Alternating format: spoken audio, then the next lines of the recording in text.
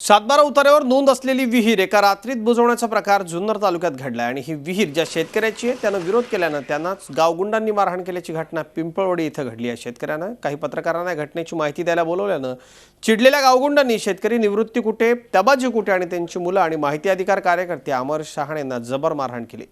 जुन्नरचे आमदार शरद सोनवणे यांच्या गावातला हा प्रकार आहे। 2 दिवसांपूर्वी आमदार सोनवणे यांनी संबंधित शेतकऱ्याला मारहाण केली असल्याची तक्रार पोलिसात दाखल केली होती, मात्र पोलिसांनी दखल न घेतल्यानं आजचा प्रकार घडल्याचं समोर आलं। दरम्यान तहसीलदार आशा होळकर यांनी घटनास्थळी भेट देऊन योग्य ती चौकशी आणि कारवाई केली जाईल असं सांगितलं। मात्र रात्री उशिरापर्यंत या सर्व प्रकरणात कुणालाही अटक करण्यात आली नाही, त्यामुळे पोलिसांच्या तपासावर प्रश्नचिन्ह उपस्थित केले जाते। पोलीस नक्कीच राजकीय दबावाला बळी पडतायत। जिल्हा पोलीस अधीक्षकांनी या सगळ्या प्रकरणात तातडीने लक्ष घालावं आणि न्याय द्यावा अशी पीडित शेतकऱ्याची मागणी आहे।